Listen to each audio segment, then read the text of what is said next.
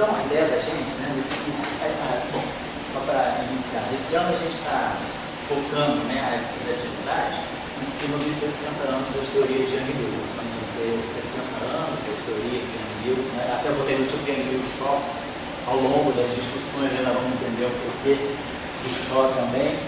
E a gente vai fazer os seminários mais direcionados para Young Lewis. As aulas a gente escolheu esses tópicos aí, né? O curso do Dória sobre desconstrução de Young Lewis, teoria de lei da totalidade, o curso do Armando Flávio sobre matéria de energia, espaço e tempo emergente, o curso do Samuel Friot, que já chegou aí, que é quanto de ordens mais altas e meia. Então, o curso do Friot, o curso do Sam, vão fazer o seguinte: o curso que eu estou dando de campos quânticos, que a gente foi fazendo ao longo desse semestre aí, que é estudo de ordens mais altas para poder tirar a propriedade de grandezas físicas, como momentos magnéticos, momentos de polo, né? O curso do SAM, ele vai então complementar as nossas aulas. As aulas finais do curso ficam sendo dadas por ele, porque ele é mais especialista mesmo em cálculo de correções nas aulas. Ele foi estudante do Eduardo de Rafael, que a gente estudou, citou muitas vezes aqui no curso, trabalho do de Rafael, ele fez a tese de doutorado, trabalhou com o de Rafael, e aí ele é mais especialista, conhece mais a área, então eu preferi que essas aulas ficassem por conta dele. Então as aulas dessa atividade geral do curso de PED vão ficar com o Samuel, no Friot, e aí ele vai complementar o nosso curso que veio no semestre passado, tá? E esse meu curso aqui, deixa eu explicar a motivação do curso. Aí eu queria só fazer uma correção com vocês de horário, pelo seguinte: o Marcelo Bota, o professor Marcelo Bota, que está me visitando hoje de fora, lá de La Plata, ele está aqui, ele vai ficar aqui essa semana que vem. E aí ele se comprometeu, né, se prontificou, aliás, né, a dar um seminário aqui dentro do nosso curso, e ele está estudando. Ele falou que ele não tem assim trabalho original, mas ele estudou muitas coisas e ele está bem direcionado para fazer gravitação quântica dentro da discussão holográfica da correspondência DS7. Então o Marcelo se comprometeu, eu até já mandei um e-mail para vocês agora de tarde, a dar o seminário dele no dia 30, tá? Dia 30, que é quinta-feira que vem, no horário da minha aula.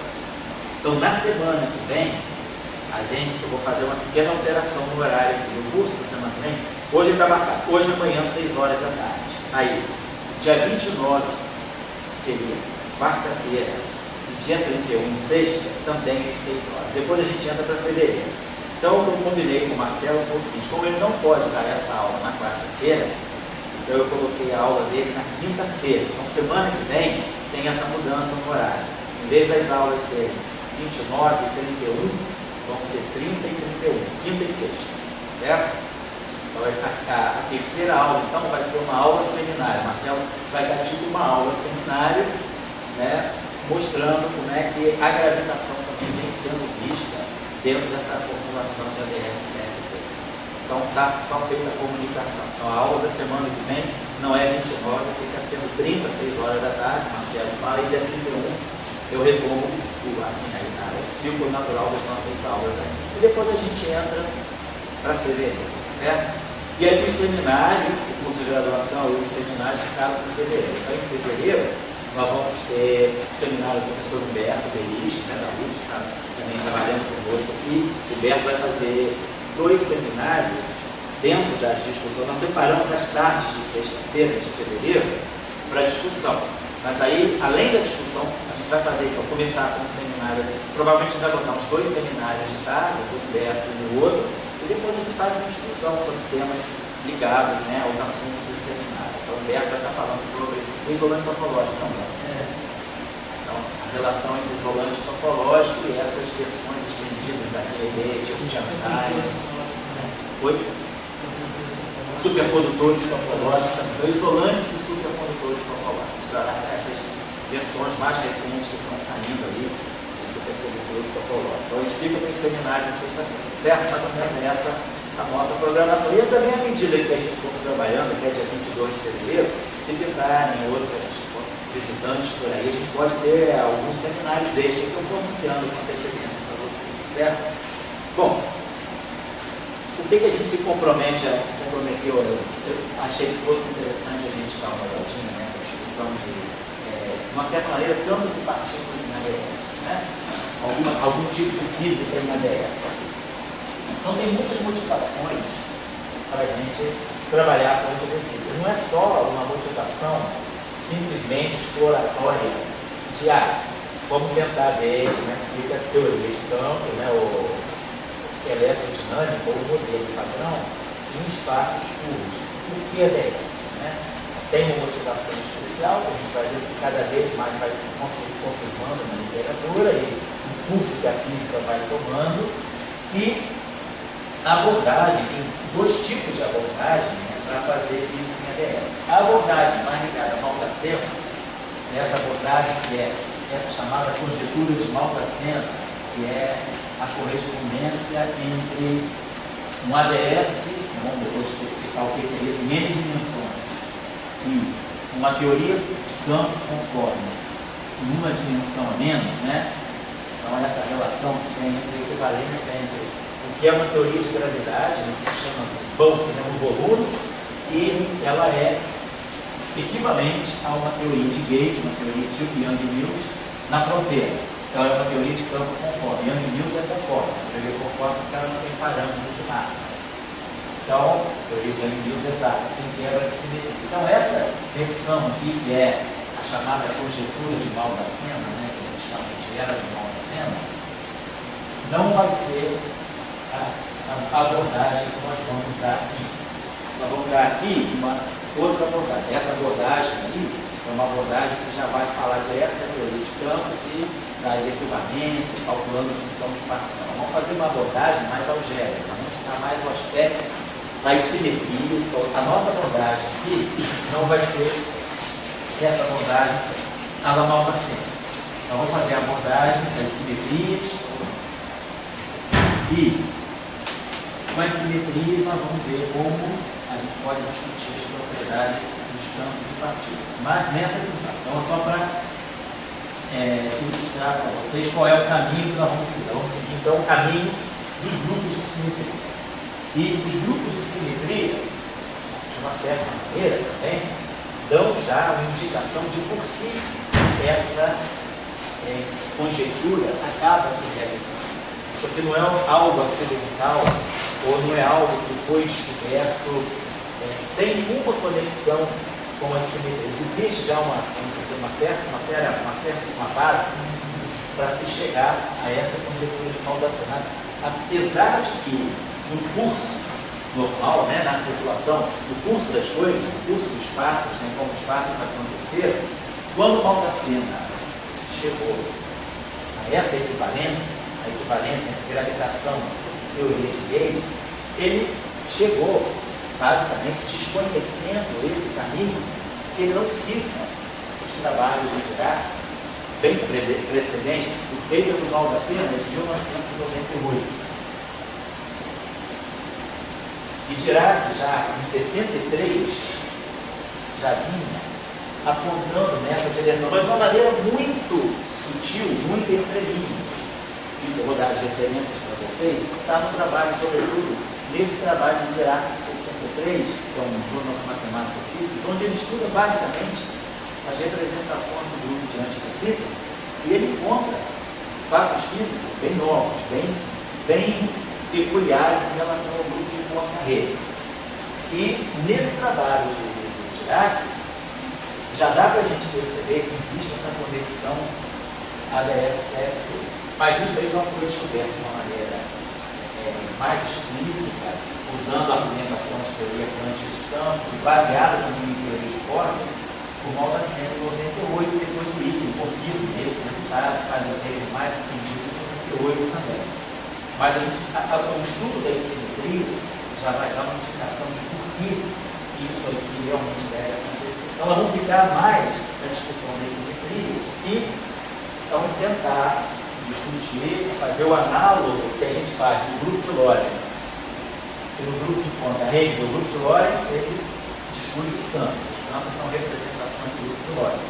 E no grupo de Poincaré as partículas, né? A gente tem um outro tipo de representação com dimensão infinita, que são as partículas. E as dimensões finitas são os campos, o aspecto tensorial dos campos. Então essa é a discussão da simetria. Então vamos ver como é que fica essa relação entre campo e partícula do ponto de vista de uma física que conhece, e também algum resultado, alguma coisa nova que aparece que não tem para nós quatro dimensões que a gente fala no espaço lumínico do grupo de Poincaré. Para nós que fazemos, geralmente, teorias relativistas, a gente trabalha com massa e spin. Então a massa do grupo de Poincaré, ela aparece relacionada ao operador de momento linear, e o spin aparece relacionado ao operador de momento angular. O spin está ligado às rotações, de Lorentz, e a massa está ligada às translações, o quadrimomento, que é a parte estrutural do grupo de Poincaré. Mas massa e spin estão desconectados. O que é interessante a gente observar é que, fazendo essa discussão entre campo e partícula no espaço de antidecisão, o spin e a massa passam a se relacionar. O spin não é desconectado da massa, e isso a gente tem evidência física.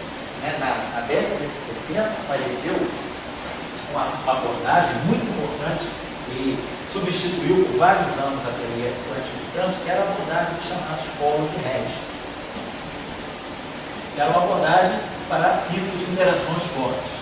Na década de 60, no início da década de 60, se chegou a afirmar que a teoria de campos ela tinha chegado ao seu limite máximo. Ela dali não poderia dar mais nada, porque a física de interações fortes não poderia ser descrita por uma teoria de campos, como é o caso da QED. Por quê? Porque na QED, a constante de acoplamento que a gente faz teoria interpretativa é a constante de estrutura fina, que é 1 sobre 137. Mas nas interações fortes, naquela época não havia QCD, se falava das interações fortes ou da física hadrônica, Na física de Hadron, a constante de acoplamento ela é forte, ela é grande. Então não justifica uma série de perturbativas. E não se sabia fazer física de outra maneira, teoria quântica de campos de outra maneira, a não ser perturbativamente. Então falou, a teoria quântica de campos não vai poder resolver o problema das interações fortes, e aí se passou para outros approaches, outras abordagens, que foi a chamada abordagem da teoria de espalhamento, matriz S. E aí, o professor Rui Red, que é um professor lá da Universidade de Turim, ele percebeu uma coisa muito interessante, estudando a estrutura de elasticidade da matriz S. Ele estudou as propriedades analíticas da matriz S, e ele teve assim, grande lance, o grande salto que ele deu foi de considerar o momento angular como uma variável complexa, não mais o momento angular real. Ele, de uma certa maneira, fez uma extensão analítica no momento angular. E aí ele percebeu que ele verificava uma série, apareciam relações muito interessantes, mostrando que as partículas elementares elas têm mais ou menos uma estrutura organizada de linhas retas que relacionam o quadrado da massa com o spin. Então ele começou, a teoria dele citava com os dados experimentais de que havia organização de partículas elementares que se distribuíam em torno de linhas retas. E essas linhas retas eram trajetórias no espaço bidimensional de massa e spin. Então, pela primeira vez, começou-se a observar que havia uma relação de regularidade na natureza, sobretudo no domínio nuclear forte, de uma relação entre massa e spin. Então, não tinha nenhum problema, nenhuma teoria que pudesse explicar isso.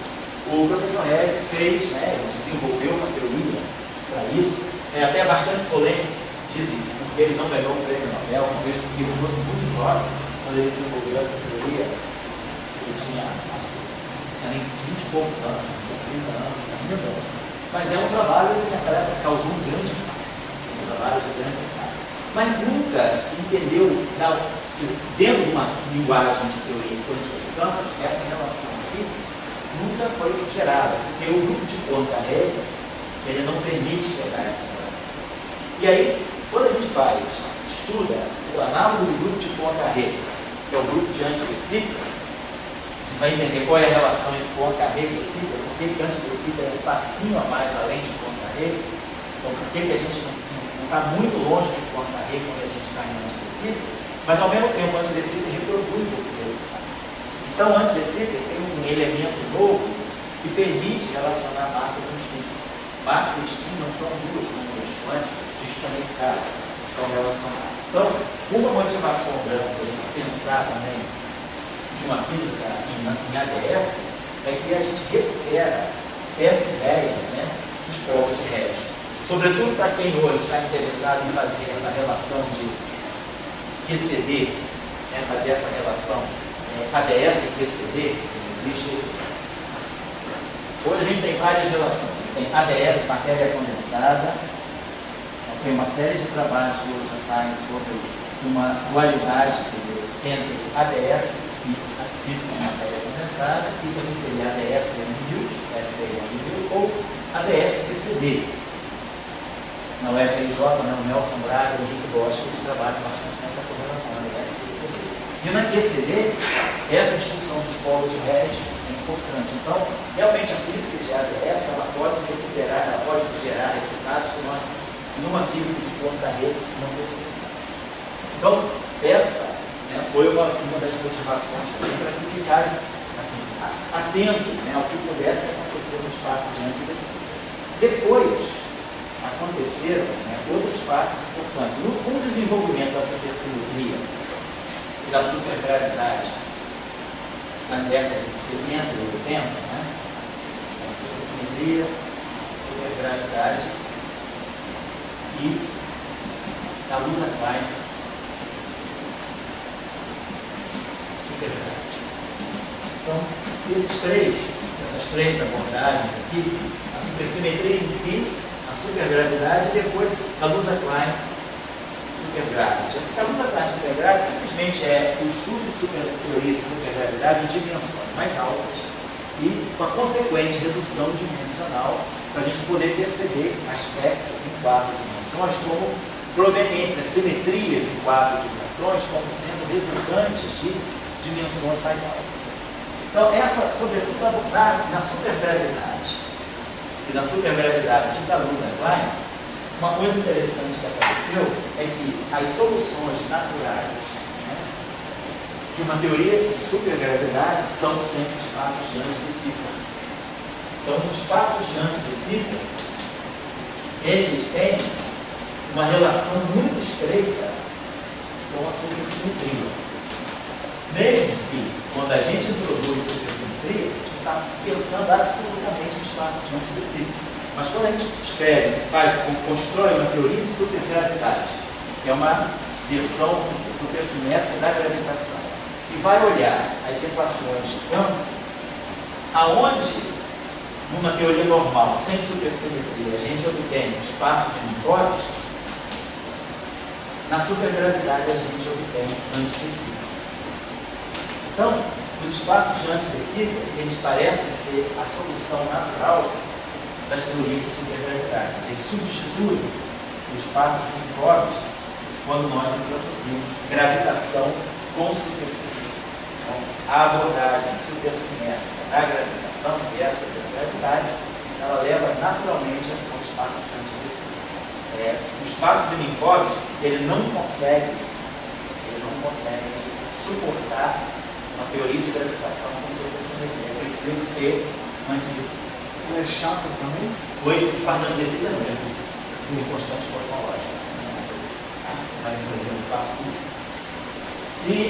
Mas ele é um espaço com uma curvatura que, vamos dizer assim, é muito grande. Então, tem um espaço, você tem um espaço com uma curvatura que é praticamente infinita, né? Ele quase no plano. Então, o espaço de antidecíclico, ele, quer dizer, a gente vai perceber que ele está ligado com a constante cosmológica. A constante cosmológica é muito pequena, mas o raio do espaço de antidecíclico, eu vou colocar aqui daqui a pouco para vocês, ele é inversamente proporcional à constante cosmológica. Então, o espaço de antidecíclico é um espaço curvo, só que uma curvatura assimptoticamente grande. Então, ele quase que é plano. Globalmente, ele é plano. Localmente, quase plano. Globalmente, não. E essa quase planaridade que faz a diferença. Ele não é plano, é quase plano. Porque a constante cosmológica é pequena. Mas, em geral, os espaços de antidecíclico, Não precisa ter curvatura muito grande, pode ter curvatura pequena também. O que caracteriza o espaço de antidecida, como eu daqui a pouco, é a relação entre o número de variáveis no tipo de coordenadas temporais e coordenadas espaciais. Então, só motivando, então, o que a gente foi caminhando, né, em direção ao antidecida. Então, nós estamos na década de 70, 80, e a supergravidade naturalmente chama para achar espaço de antidecida. Mas eu queria colocar aqui para vocês que lá nos primórdios, Dirac, com as suas antecipações matemáticas, né, inexplicáveis, praticamente inexplicáveis, ele já, vamos colocar em 35, claro, tinha uma razão para ele querer estudar isso, mas tem esse peito aqui do Dirac, de 35,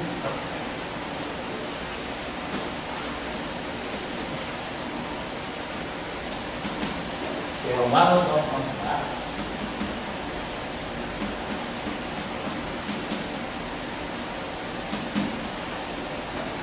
Ver o peso do original, eu faço achar. Os pesos de Dirac estão todos em PDF na rede, colocando a referência já acho o PDF na mão. Nesse trabalho aqui, Dirac estuda uma coisa interessante. Electron.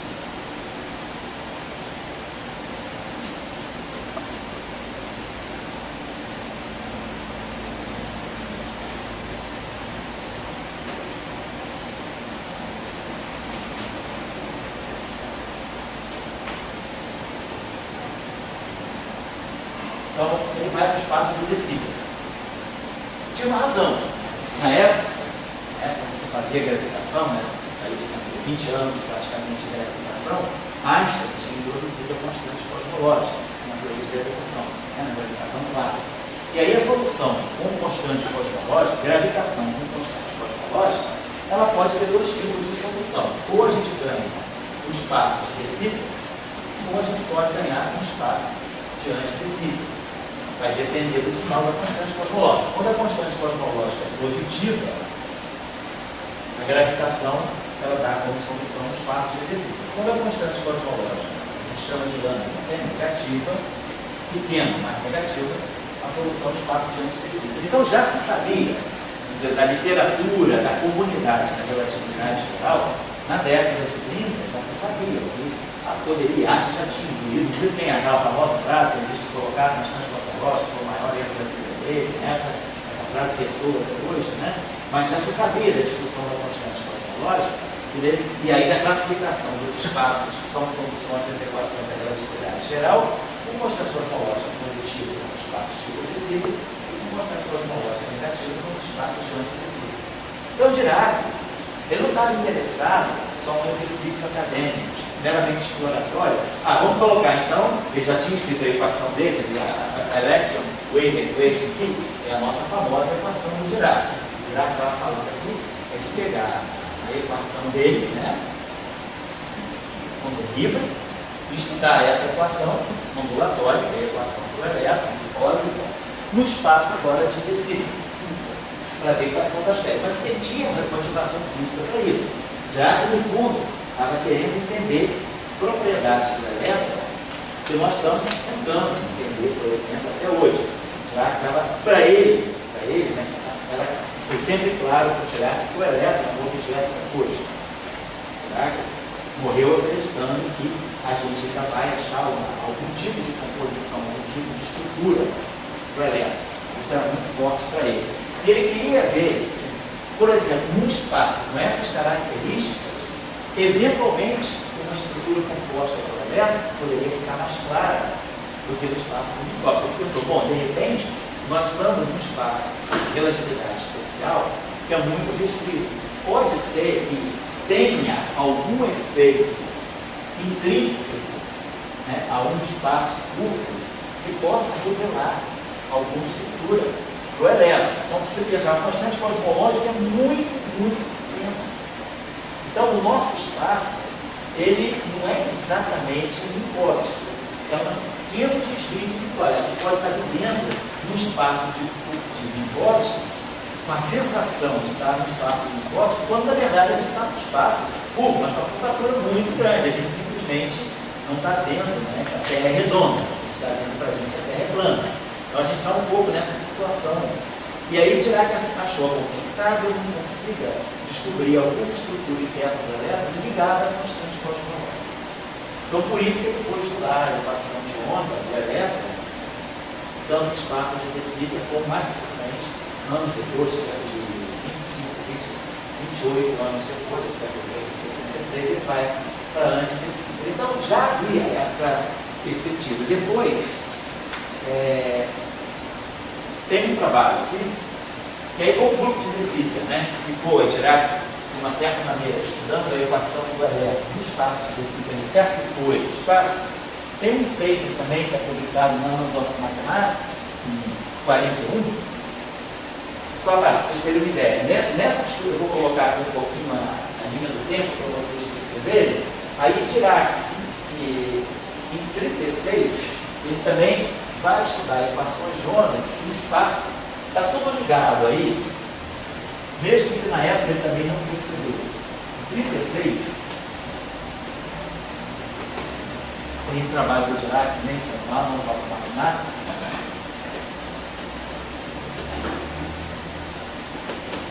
Tudo que o Dirac fazia era pura física, mas as pessoas na época não compreendiam que aquilo era física.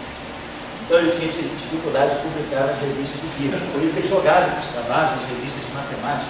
Mas se a gente vê o paper não é de um matemático, é de um físico que sabe matemática. Mas a formulação do paper, ele não tem um teorema, não tem corolário. Ele vai falando. E de vez em quando ele coloca uma equação. Mas, como ele tem um raciocínio muito analítico, né, matemático, na época as pessoas achavam que aquilo não era física, era matemática. Então, por isso vocês vão ver que esses trabalhos são pura física, mas estão em revistas de matemática. Tá? Então, esse trabalho aqui, esse está no Annals of Mathematics. E tudo isso explodiu na década de 90. Então, Dirac estava antecipando aqui de quase 70 anos, uma série de coisas. Esse paper aqui se chama Wave Equations.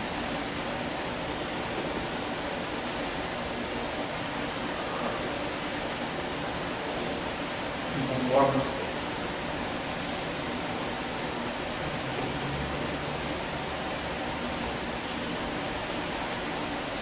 E a gente vai ver que tem uma grande relação de antideciter com conforme. Antideciter, no fundo, a estrutura do antideciter é também a estrutura de um grupo conforme. Então, a Dirac passou para essa discussão. Aí, em 41, tem um outro paper interessante, o Thomas.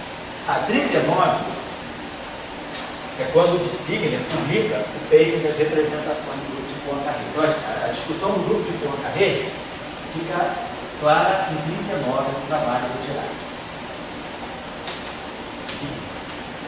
Wigner, perdão.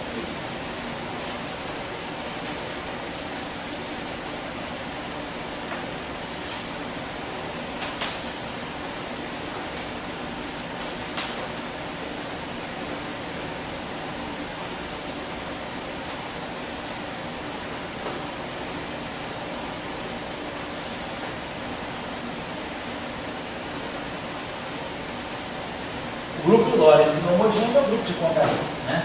São as transformações, né? São as transformações de Lorentz, né? Que é a parte homogênea, mais as translações. É o grupo de Poincaré. Então, Wigner, em 39, constrói as representações do grupo de Poincaré. Vocês veem, isso aí é uma questão puramente física, né? A gente está falando de partido relativismo. No entanto, o trabalho também teve que ser publicado na matemática.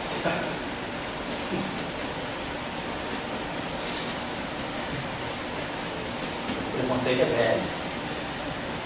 Pode ser até consolo. Pois é, eu acho que pra gente é um consolozinho. Porque a gente vê que o que era matemática, o pessoal achava que era pura matemática, virou pura física. Sempre foi pura física, mas hoje a gente sabe que é física. Nosso trabalho também foi.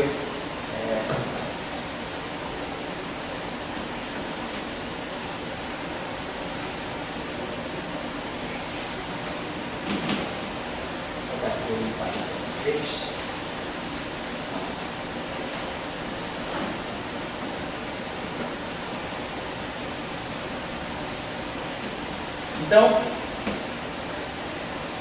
Wigner vai dar uma descrição sistemática das partículas com o grupo de Poincaré como as representações do grupo de Poincare podem descrever todas as partículas relativísticas, massivas ou não, inclusive muitas outras partículas que são representações do grupo de Poincare, mas que não têm aplicação física. Por exemplo, na época não tinha, hoje a gente já começa a levar mais a sério estáticas, né? Partículas com spin contínuo, que a gente hoje sabe estão ligadas aos ânions, a matéria condensada, já aparecem partículas com um spin necessariamente inteiro ou sem inteiro.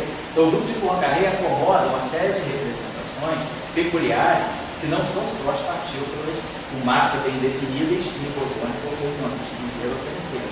Então a gente tem uma série de representações. Então o Wigner fez uma varredura geral nas representações do grupo de Poincare para associar partículas elementares relativísticas a representações do grupo de Poincare. Mas, para poder esclarecer essa questão. Aí, tomando carona nessa discussão, tem esse paper aqui de 40. Thomas, que é também, de novo, pura física da matemática, Annals of Mathematics.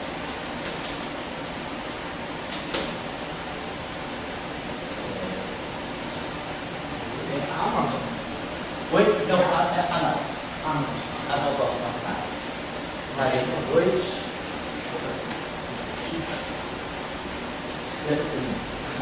Amazon. Amazon. Geração da internet já conhece Amazon. Não, esse era o Amazon. Tudo é Annals of Mathematics. Tá? Então, esse é o trabalho do Thomas. O que ele faz aí? Ele vai estudar exatamente o que o Wigner fez aqui. As representações unitárias, só que do grupo de Desic.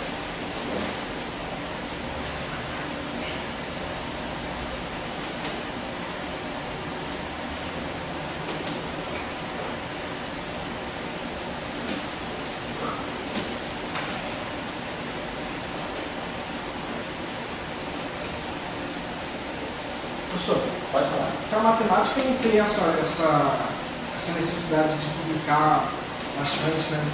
Não, o pessoal da matemática vai mais devagar. Geralmente papers mais sólidos, são papers longos. O cara da matemática ele tem um tempo próprio diferente do nosso. A gente, por exemplo, a gente pode ser assim, muito estimulado, fazer resultado rápido. A matemática ela não te dá a chance de fazer resultado rápido, assim, assim. Mas você faz um paper longo, grande, trabalhado. Quando o paper está para acabar, você pode publicar uma letra para já ganhar o crédito e já anunciar o resultado, mas depois o paper é grande tempo. Na nossa área não, você pode publicar muitas letras e poucos papers, né? O que não é bom no início da carreira, é bom sempre o cara fazer uma carreira paper é um adendo, né? Mas com a numerologia que existe hoje em dia, o cara é impelido quase a publicar, porque 5 letras valem tanto quanto 5 papers. Então, quer dizer, o cara na hora do desespero acaba indo na letra, né? Então é uma coisa mais rápida. Então, na matemática, o pessoal é mais convencional para isso, pessoal.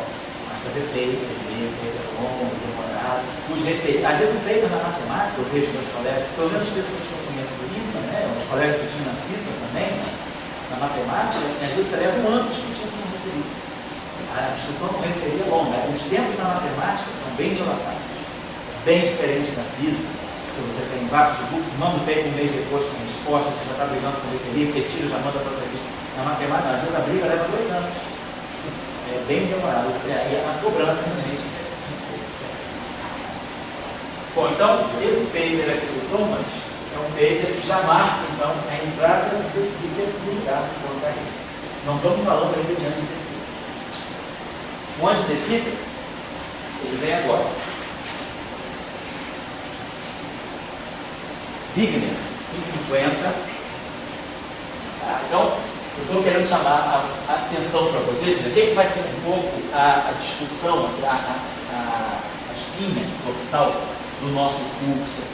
Nós vamos estar trabalhando essas questões. Poincare, para nós a gente vai querer ficar, relacionar, né, o quanto eu posso tirar de Poincare e anti-Desic. Qual é a relação entre Poincare e anti-Desic? A gente vai estar trabalhando um pouco nessa direção. Não mais Desic. Nós vamos entender por que nós não estamos interessados em Desic, porque a Desic tem uma questão mais séria com a interpretação da energia. decífera. Aqui no meio tem decífera, não saltar. Hoje a gente fica direto, mas a correspondência de Maldacena é com antidecífera. A supergravidade, ela dá antidecífera. A teoria de Corpus, né? Ela dá antidecífera também. Então parece que antidecífera está naturalmente ligado a algum tipo de supersimetria. Por isso a gente fica mais no antidecífera. Mas aí nessa época ainda não estava claro que antidecífera, até antidecífera na época tinha um certo preconceito, porque a constante cosmológica é negativa. E ao passo de decífera, a constante cosmológica é positiva. Então, aceitar uma constante cosmológica negativa, ainda na época tinha uma certa reserva para isso. Aí em 50, Wigner retorna, né, ao decífero. Em 1950, tem esse paper que é um possíveis deixo cargas.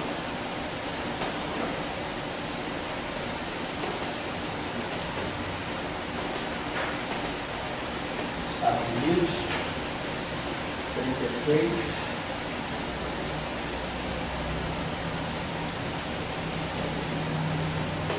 Vou esse paper aqui.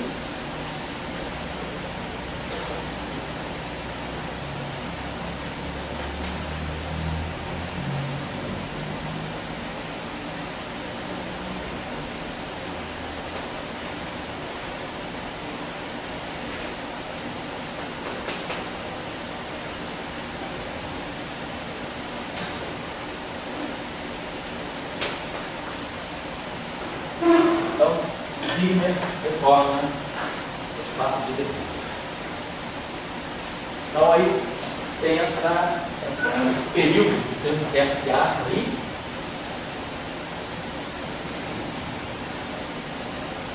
E aí, Dirac sempre perseguindo, possivelmente, uma estrutura de composição do planeta. Ele viu, a esse ponto, final da década de 50, Dirac estava claro para ele que uma eventual estrutura do elétron não seria vista no espaço de decífero. Então ele começou a ver que o decífero não era uma boa escolha para poder investigar uma possível estrutura do elétron. Então ele vai para o antidecífero. O trabalho dele de 63. Esse trabalho aqui é que é o verdadeiro breakthrough. Esse trabalho aqui, aí as coisas já começam a melhorar. Ele já publicou numa revista de matemática e física matemática. Já começou o preconceito, também já tinha ganhado o prêmio Nobel, já tinha mostrado que Dirac é Dirac, né? Então ele conseguiu já chegar mais próximo. Então esse paper aqui é um Journal of Mathematical Physics.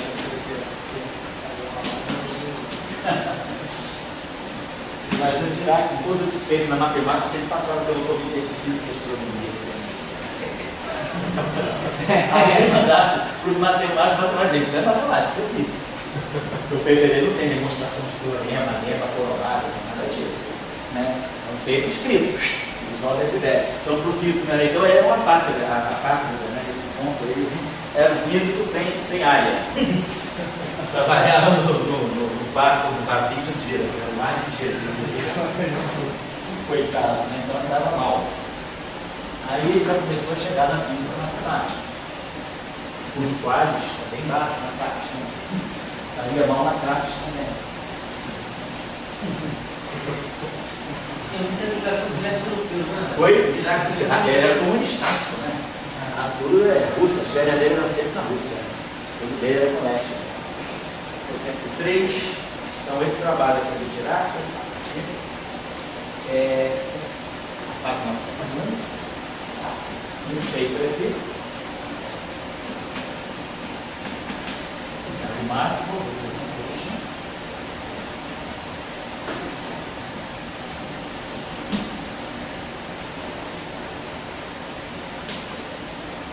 O método do macartismo, né? Tem vários problemas. Não era dos Estados Unidos, morava na Inglaterra, mas ele tinha vários problemas para entrar nos Estados Unidos. Porque a caça de bruxos, né? Ele era comunista explícito, né? Então teve vários problemas para os Estados Unidos. Esse triplo açúcar decífero grupo é o antidecífero. E justamente o antidecífero está aqui. diferença entre decípter e antidecípter, que é uma coordenada temporal a mais. Então, decípter é armado pelo decípter, que é o antidecípter. O antidecípter tem duas. É como se tem uma dimensão, uma coordenada tipo tempo a mais. Vamos ver agora. Então, esse trabalho aqui, é nesse trabalho aqui, que fica, Dirac não fica bem mais satisfeito aqui, porque nesse trabalho ele começa a perceber que a chance de um elétron composto, se pode falar de um elétron composto, se pode falar de um fóton composto. Ele chega a duas representações completamente peculiares do grupo de antidecípter que o grupo de Poincaré não tem. Nós vamos ver que o grupo de Poincaré ele é como se fosse uma fronteira do grupo de antidecípter.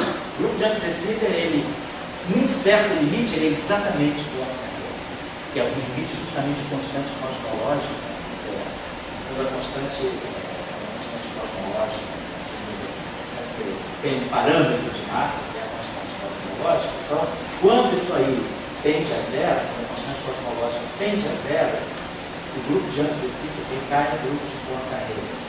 Porém, Dirac descobre que no grupo de antidecípter tem duas representações. Quando o grupo de Poincaré de antidecípter tende ao grupo de Poincaré, as representações de antidecípter passam para o espaço do cósmico.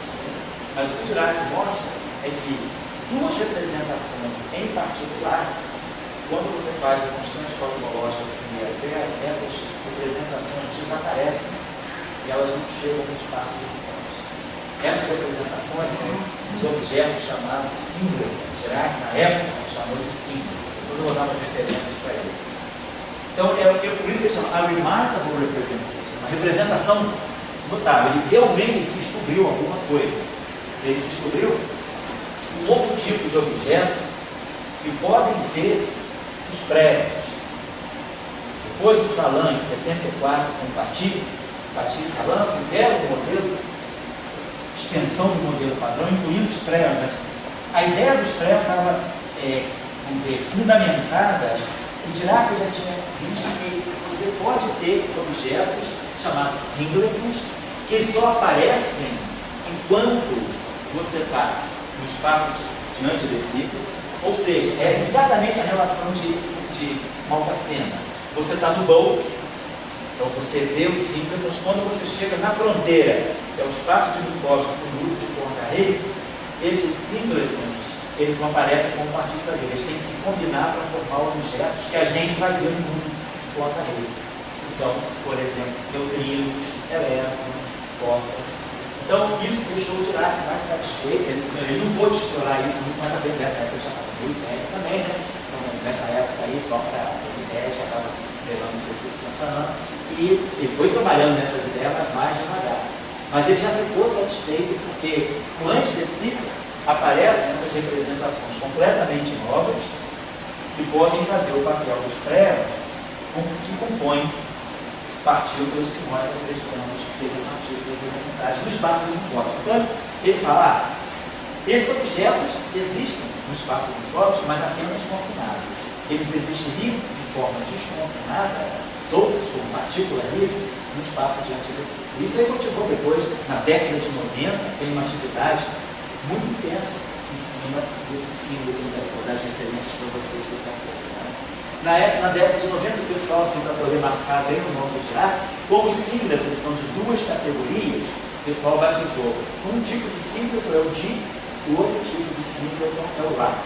Então tem o Di e tem o Rac, que são as duas famílias de símbolos, né? Quem estudou muito isso aí foi o nosso professor, no caso, foi o professor da gente Francisca, lá, o Moshe Flatot. Ele trabalhava na França, ele era muito amigo do Salin. E ele era o cara que na década de 80, 90, ele foi o cara que puxou essa área de investigação. Dirac já tinha morrido, inclusive. Foi ele que fez trabalhos bastante interessantes sobre física de símbolo, tentando levar à frente essa ideia do Dirac. Então a gente chega em 63, já uma primeira, aportamos, né? Uma primeira relação mais forte com o espaço de antidecípter. Depois, a partir daí, aí a gente vai aos supergravidade, então eu vou pegar umas outras referências interessantes aqui. Explico aqui para vocês,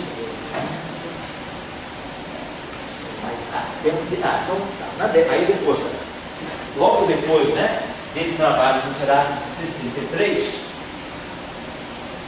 tem um cara chamado Fronsdal, que é um big nome, um nome grande, né, da teoria de grupos, assim, um cara que estudou muito essa parte, aspectos de simetria das teorias de campo.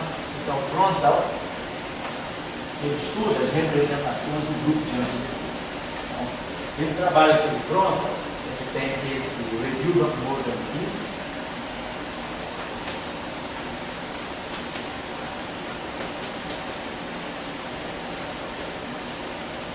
Os Reviews of Modern Physics são bons porque são explicativos, né? São papers, né, de natureza mais pedagógica, porque é uma coletânea de trabalhos que você fez, você reúne todos de uma forma mais estruturada. Então temos esse Reviews of Modern Physics e temos esse Physical Review, depois ele faz um Physical Review.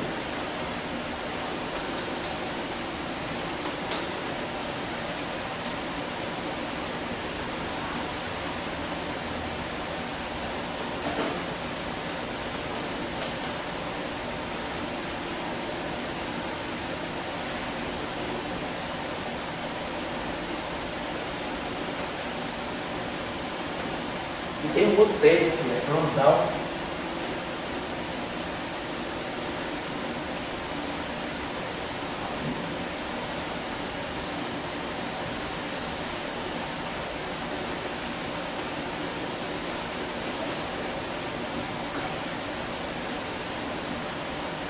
também eu fiz o review dele.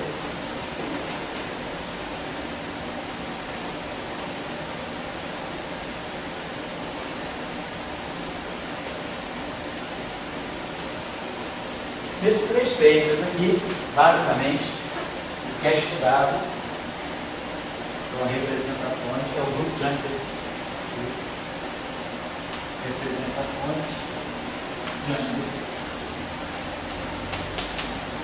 Jacques Dirac, né, deu o pontapé inicial para essa descoberta, dessas representações interessantes possíveis, então isso aí abriu uma área bastante interessante. Depois tem 67 também, outro trabalho nessa direção aqui também nas representações de anti-de Sitter. Isso é para quem estiver interessado mais no aspecto simetria, ver a física em anti-de Sitter mais pela abordagem da simetria, que é um pouco o que a gente faz aqui, nossa abordagem mais um pouco da simetria.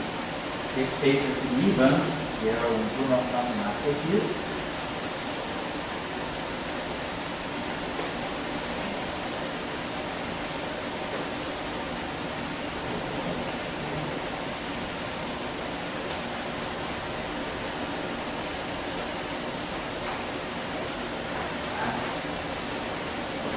Colocar um pouquinho, meio uma ordem cronológica, dá todas as contribuições de memórias, aí você está colocando os papers mais significativos, né? Depois, em 78, um paper aqui do ex-estudante de salão, o professor Aishan. O Aishan fez um trabalho interessante também, sobre também ainda, esse paper que é bem significativo também. Esse paper aqui é Quantum Field in Anti-de Sitter. Quantum Field Theory in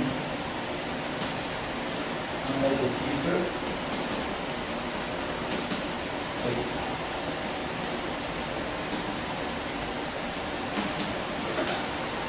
Esse aqui é o Physical Review.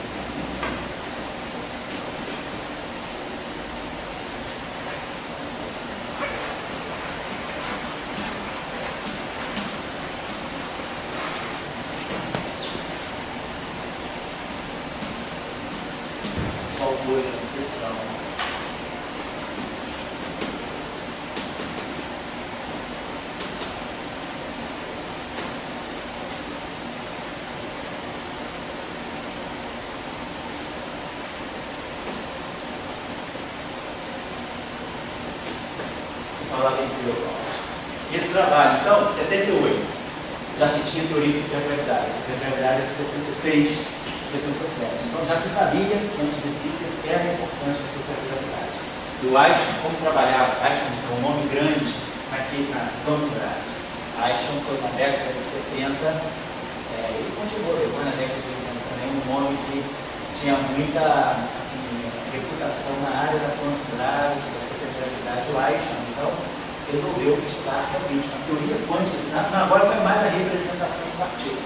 Então, não está estudando mais uma mecânica quântica, né, no espaço de anti-de-Sitter. Você está estudando a teoria quântica de campos de anti-de-Sitter. Então, você tem problemas a mais a tratar, coisa mais complicada. Tanto essa questão é uma questão ainda tão em dia, e agora mesmo, a gente tem um paper agora de janeiro de 2014, no Vault, também é um nome grande na gravitação quântica, e ele praticamente é uma revisitação desse trabalho, com resultados novos, é claro, tem até a referência dele, é a mesma coisa, é quantum field theory, curved space-time, só que o espaço curvo que ele trabalha aqui, basicamente, é o espaço curvo tipo anti-de-Sitter. Então, esse trabalho tem questões muito interessantes, ele foi publicado agora no Archive.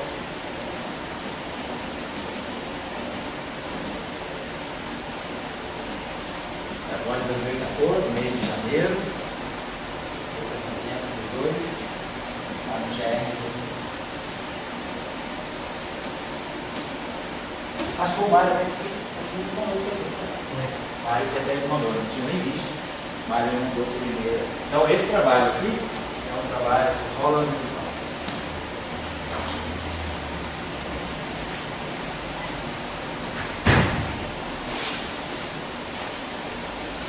Então, esse trabalho aqui vai estudar realmente aspectos de uma teoria quântica de campos no espaço de anti-de-Sitter. Então, uma série. E aí vocês observem o seguinte. São sempre ainda descrições incompletas no sentido de que nós estamos trabalhando no espaço de anti-de-Sitter. Então, o espaço de anti-de-Sitter, ele funciona como um background fixo. Eu não estou quantizando a gravitação, não tem gravitação quântica. A gravitação não é clássica. O que eu tenho é uma teoria de campo, né, uma teoria quântica de campo, pode ser um Young-Mills, pode ser uma QED, não importa. Tem uma teoria de campos quânticos no espaço-tempo curvo, no espaço-tempo de anti-de-Sitter, geometria fixada. Então, a geometria não é quântica, não estou quantizando a gravitação. Então, de qualquer maneira, é uma descrição mais restritiva nesse sentido. Não tem uma teoria plena com gravitação quântica. É uma boa aproximação. A gente pode fazer uma boa física sem levar em conta efeitos da quantum gráfica. O modelo padrão dá resultados muito bons. Nem se fala de gravitação. Para o modelo padrão, não existe força de Newton, não existe planeta. Para o modelo padrão, a gravitação é zero. Então, o modelo padrão ele faz uma física sem gravidade. E a gente coloca o espaço-tempo como sendo uma gravidade clássica. Então, já é uma descrição melhor, mas uma descrição também limitada. Então, esse trabalho é bem recente e aponta para vários problemas. E quem quiser dar uma olhada aí, na década de o pessoal colocar aqui essa referência, eu acho que é a referência melhor que tem para quem quiser dar uma olhada assim, algum dia. Não é a única referência, ela já é uma referência mais final, mas é uma boa referência para quem quiser olhar alguma coisa ligada a singletons. Porque nesse trabalho aqui, o Plateau e o Fronsdal,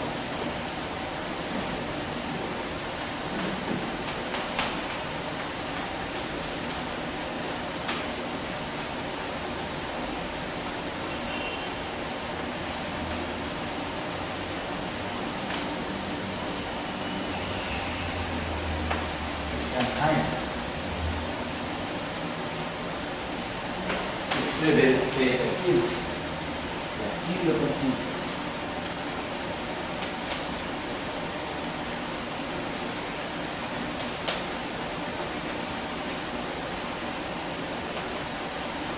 É a física do Singleton, né? E também, eu acho que eu não sei se ele foi publicado em revista, porque esse paper foi feito em homenagem na festa de aniversário de 65 anos do professor lá do Norte, FADEF. Então, não sei se foi publicado, se tem possível, mas tem, de qualquer maneira vocês acham na rede aí, né? no REC-PH, no archive, 99, janeiro,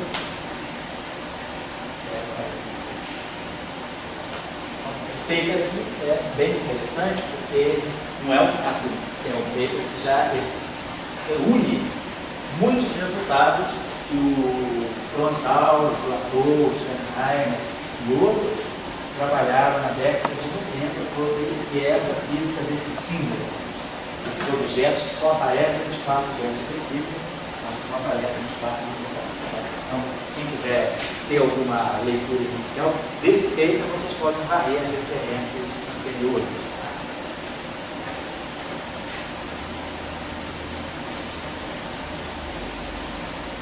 E aí o paper é bom para quem estiver interessado em aprender um pouquinho, ver uma introdução para a conjectura de Malthusena. Tem esse paper aqui da Peterson, que eu vou botar aqui, Introduction.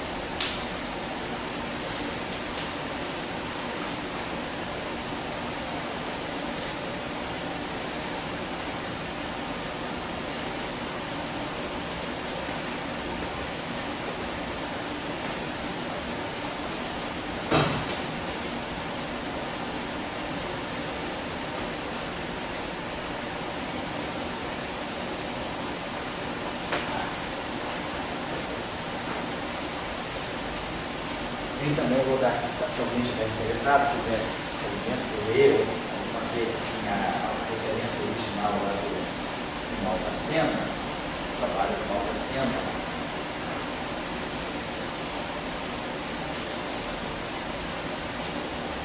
Os dois trabalhos que assim, marcaram, né, de 98, que marcaram essa era aí, essa chamada correspondência DSLP, são esse trabalho do Malthusena que eu vou dar para vocês aqui, o trabalho do Witten, que foi logo posterior. Então, o Witten gostou da ideia e propagou a ideia. Então, esse paper aqui é Malthusena.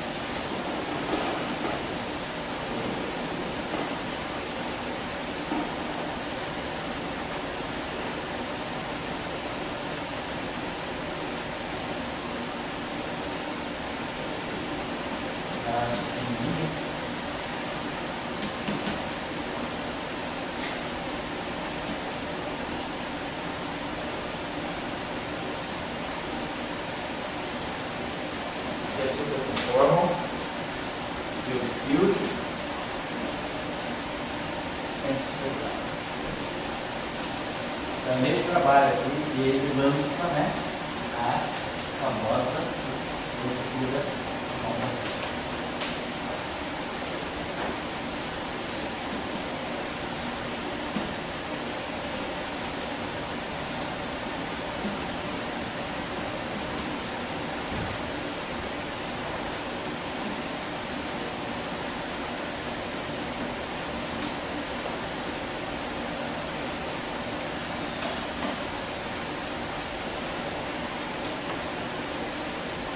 O paper do Witten está publicado nessa mesma revista, mas eu não tenho a referência precisa aqui, eu vou dar a referência que tem no arquivo.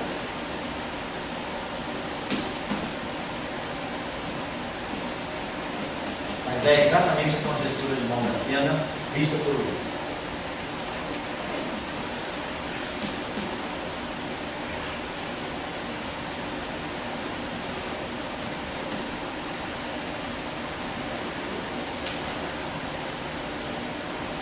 Quando ele lança, né, a ideia da holografia, não vai ter space and hologram.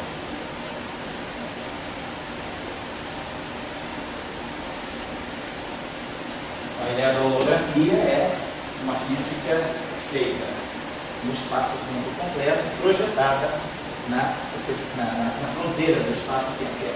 Para nós, a ideia toda aí é como se o espaço-tempo fosse 5-dimensional, que nós vivemos numa fronteira quadridimensional desse espaço cinco-dimensional, que é o espaço de composto.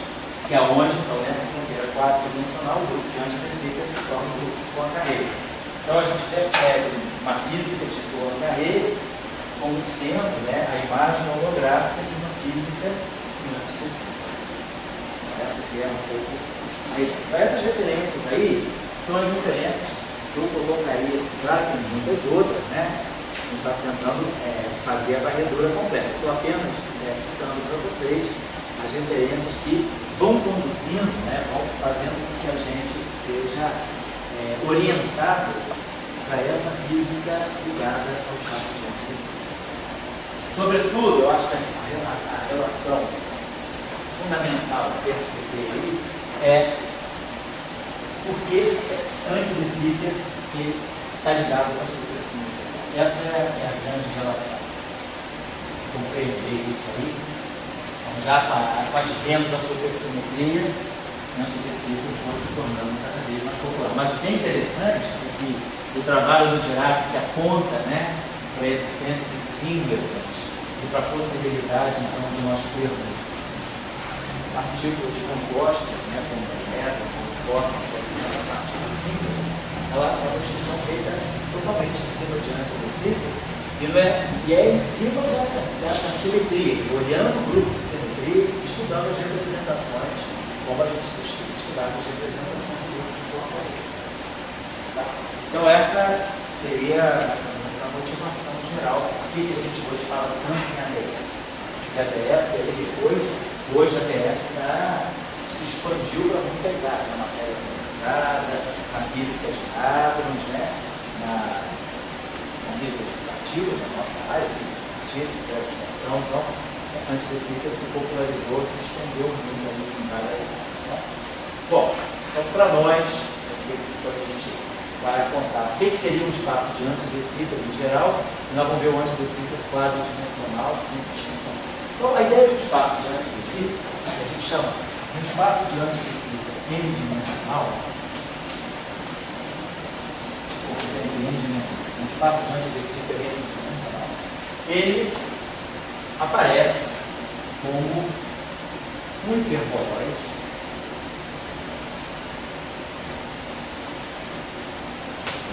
que existe no espaço-tempo n mais 1 dimensional, então a gente vai, como se a gente fosse um espaço n mais 1 dimensional.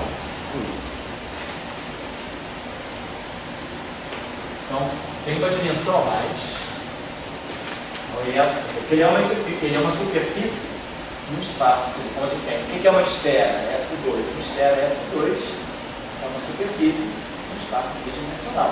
E qual é o vínculo que caracteriza a esfera para nós? É x1 ao quadrado, né? Mais xi, xi. Isso que caracteriza para nós a esfera, igual a um R2. Então, se eu tiver uma n esfera, estou vendo que essa n esfera ela está embebida no espaço-tempo, no espaço euclidiano, n mais 1 dimensional. Então, eu tenho n mais 1 dimensões, mas a n mais 1 é a dimensão coordenada, eu expresso em função das demais coordenadas, né? Então, isso aqui é a esfera Sn. Então, é uma esfera, espaço compacto. O hiperboloide, o espaço de antidecíclica n-dimensional, ele é um espaço, é como se fosse, né, aquela esfera embebida no espaço de uma dimensão a mais. Só que, ao invés de ser uma superfície, uma equação exatamente euclidiana, né, uma métrica toda positiva, eu vou defino o antidecíclico aparece como um hiperboloide com duas direções, tipo tempo e uma direção tipo espaço. Isso que eu estou dizendo. Vamos colocar, eu vou com espaço-tempo. É como se eu tivesse, vamos dizer, só para fixar a ideia. Eu estou em 4 dimensões. Mas se eu quiser falar do lado de essa 4, o que é um espaço de antidecíclico em 4 dimensões? Eu vou para 5 dimensões.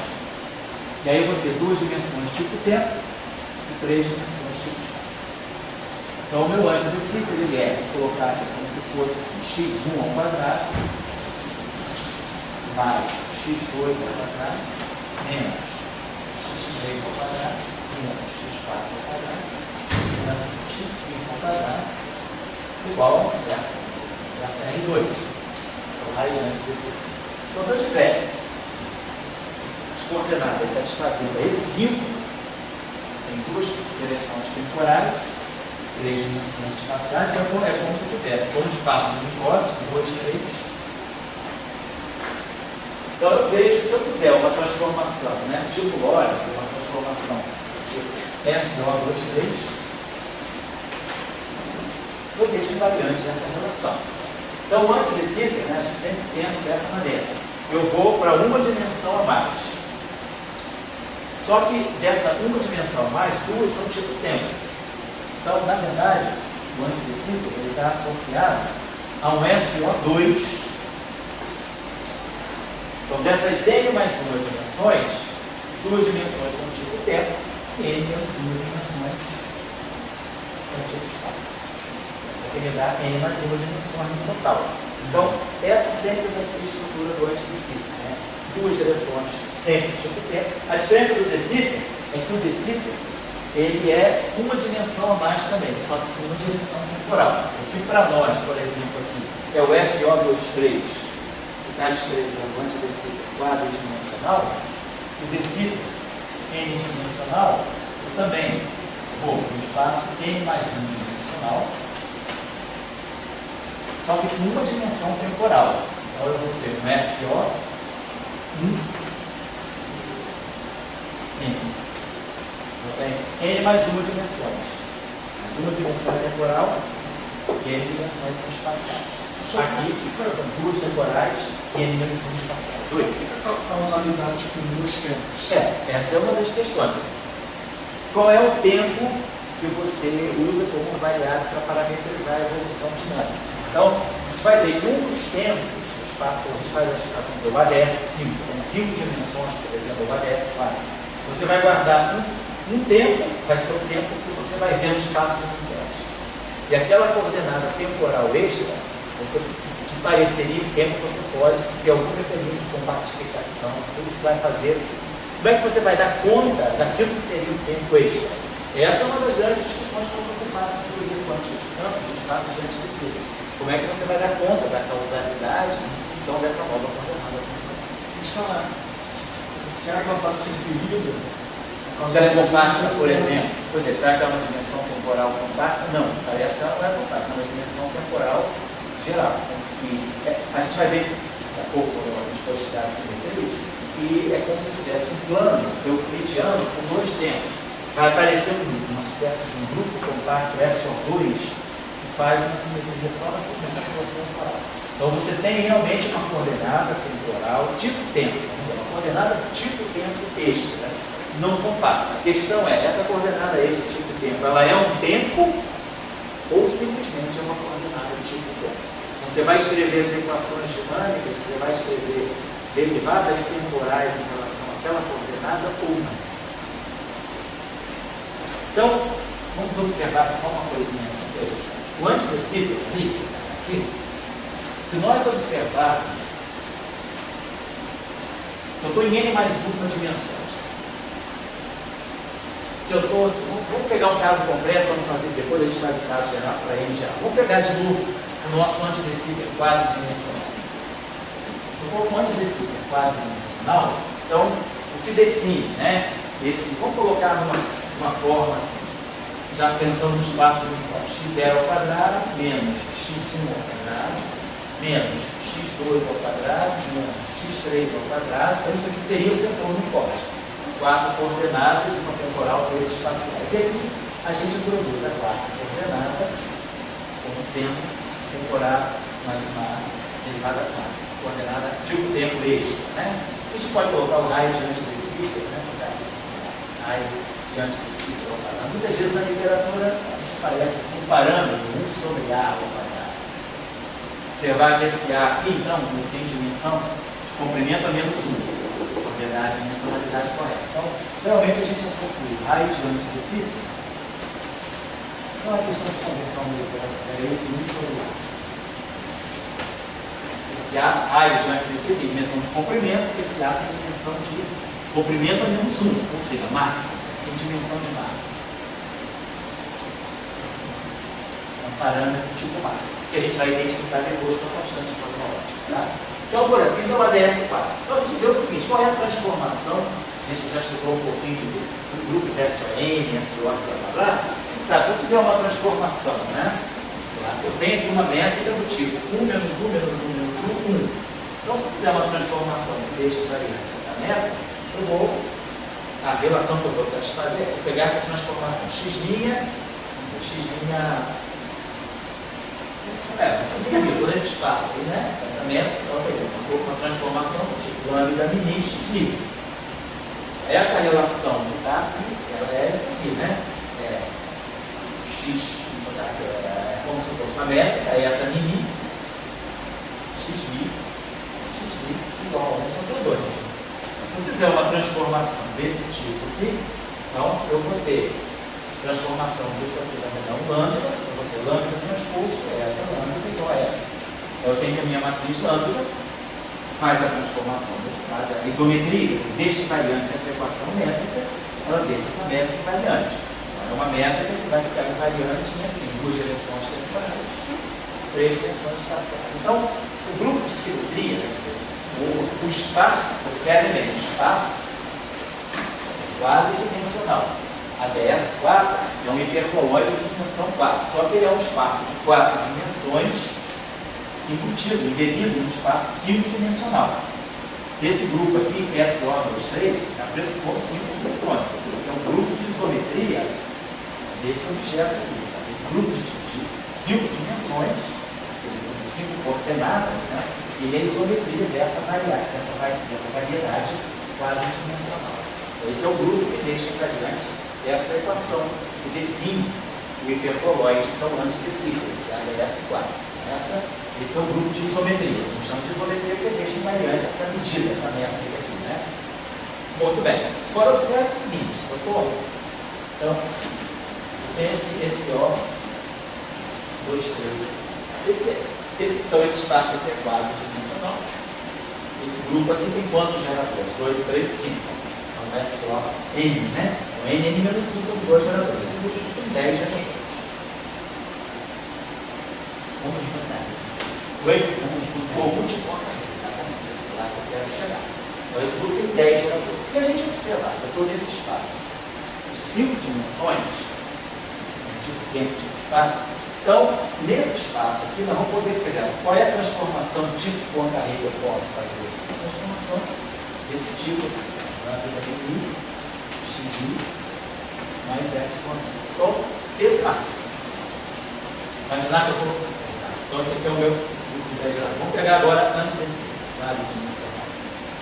Se eu pegar esse grupo aqui, vou pegar um grupo de Poincaré em 4 dimensões, o que é Poincaré? Poincaré vão ser as rotações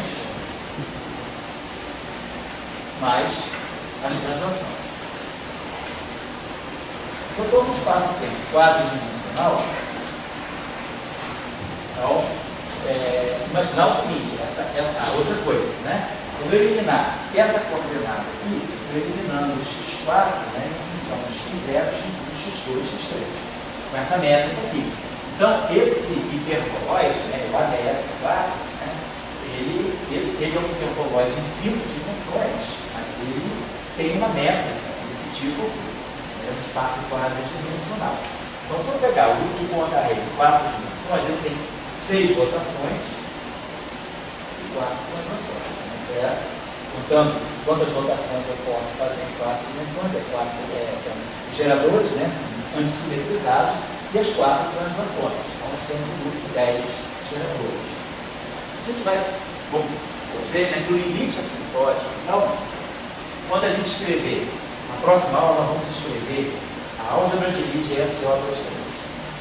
E aí nós vamos ver que essa álgebra de Lie SO23, ela vai se reduzir exatamente ao Poincaré associado ao espaço de Minkowski, quando nós pegarmos o limite desse A aqui, desse raio aqui que vai infinito, ou desse A aqui que vai a zero. Quando esse A aqui tender a infinito, é como se eu tivesse um raio infinito, então eu tenho um espaço que vai ficando plano.